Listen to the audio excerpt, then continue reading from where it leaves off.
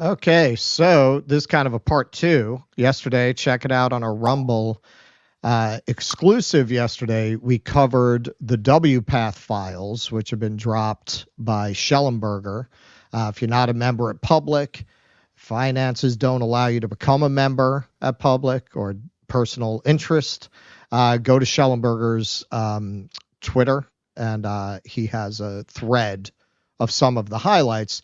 But the main health organization that is always cited as setting the standards of care, and yes, the best science that we have shows that transitioning minors and an affirmative care model is scientifically proven. So a whistleblower from within WPATH presumably leaked these files to Schellenberger, and it revealed it's all bullshit. It's all total bullshit. They know it's not based on any science. They have internal conversations acknowledging openly that children can't give informed consent. It's impossible because they don't even understand the issues involved. They know all that. They're telling you that they don't. They're calling you a bigot if you make that claim, but among themselves, they acknowledge it. So the wall is crumbling.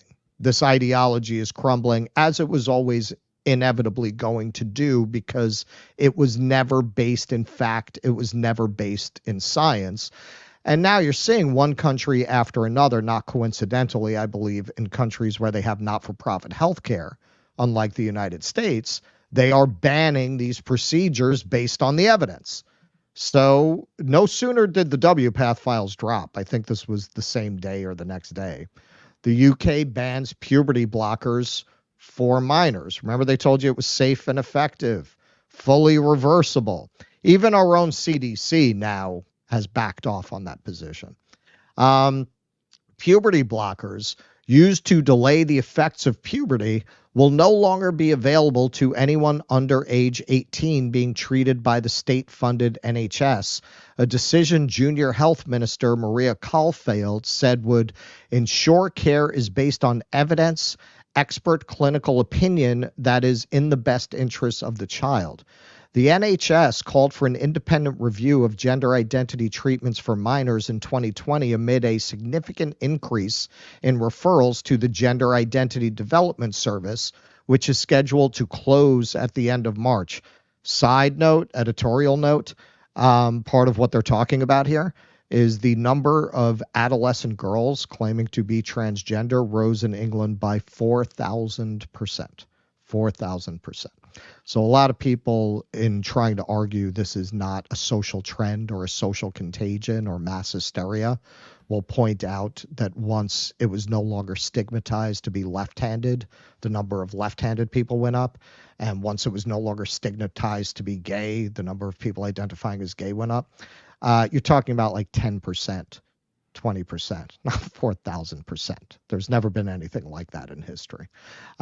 So moving along, the agency released an interim report from its review in February 2022, which indicated a lack of consensus and open dialogue about gender dysphoria while questioning how medical professionals should respond. There are fewer than 100 children on puberty blockers who will continue their treatment at Leeds and University College London Hospital. So the bills that are being passed in a lot of Republican states that basically ban this kind of care mostly also have that exception that if you're already in this treatment, you can continue it, although not all.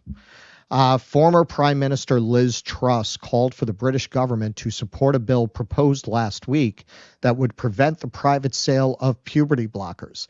The NHS said it hopes to have a study about the long-term effects of puberty blockers by December.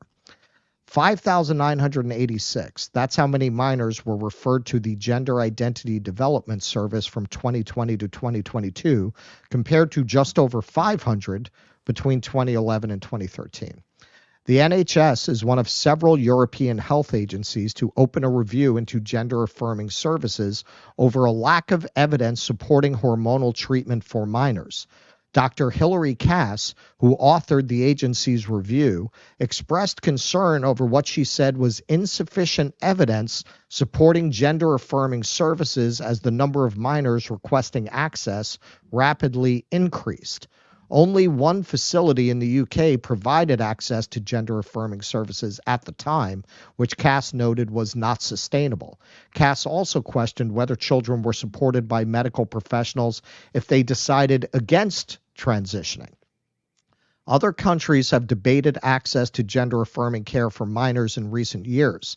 Shortly after the NHS review, Sweden's healthcare agency updated its healthcare guidelines, preventing minors from accessing gender affirming care, suggesting evidence for hormonal interventions for minors is of low quality and that treatments may present risks. Okay, editorial note. This is Sweden. Sweden was the first country in the world to allow you to legally change your sex for legal purposes. This is not a right-wing country. This is not a country of anti-trans bigotry. And they were one of the first to ban these treatments based on evidence. They're big libs over there in Sweden. They're such libs, they're in NATO now. They're in there.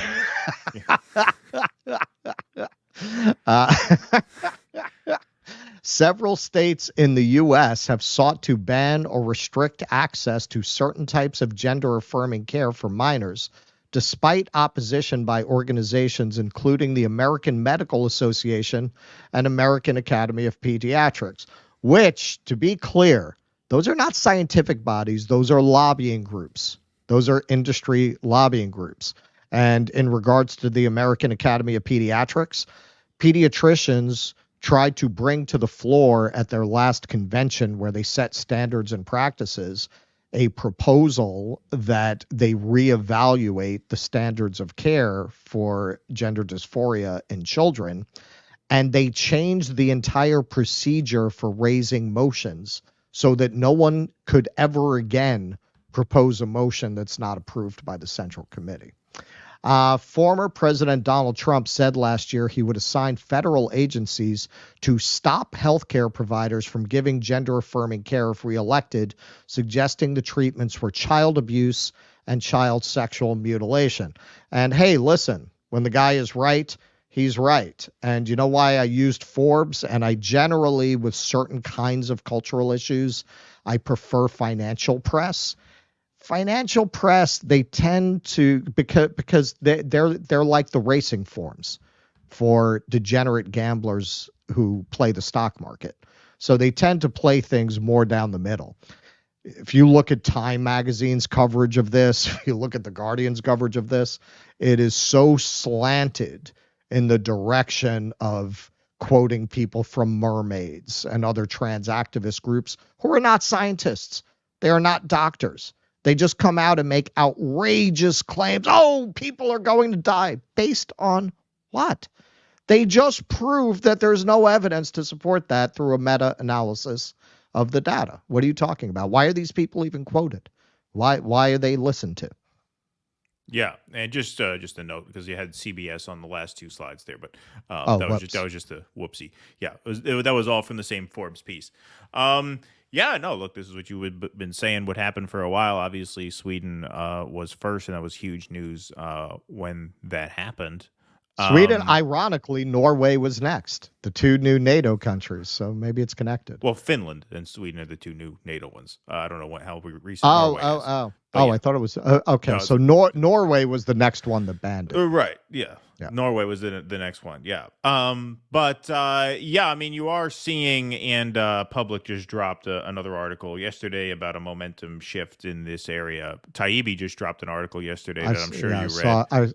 I started reading it. No, I started reading it. Yeah, I didn't even see. So the New Yorker. This was the New Yorker. New York, not the New Yorker. Oh, it was New York. New York Magazine put out an article advocating for child transitioning.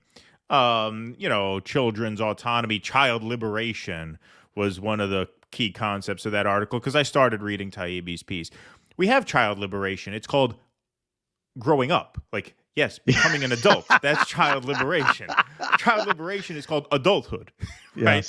Yes. Like that's how children get liberated, is by growing up and becoming adults who are capable of deciding these things for themselves. And past that point, if you feel better as a woman than a man and you transition, God bless. We've talked to people who say it's the best thing they ever did. Buck Angel said transitioning for me personally was the best thing I've ever done. After years of therapy. Years of therapy and counseling and making sure it was the right thing. My cousin, as an adult. As an adult. Yeah. My cousin is my second cousin, I think, is a fairly high profile trans sort of Instagram like personality on the West Coast. And when I first met her, I was a little kid when I first met her. She's about my brother's age. She's probably about 3 or 4 years younger than me.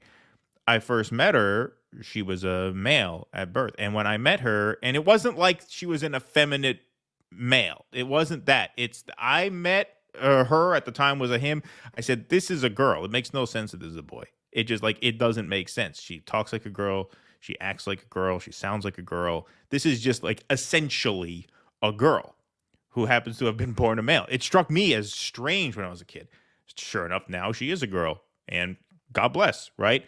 But this is a question of, are children equipped to make these kind of permanent, life-altering decisions? That's it. Yeah. And when you look at Schellenberger, rightly really invoked, hey, medicine is supposed to, the core, since Hippocrates, the core principle of medicine is first do no harm. Can you say that these standards of care fulfill that edict of first do no harm? Please clap.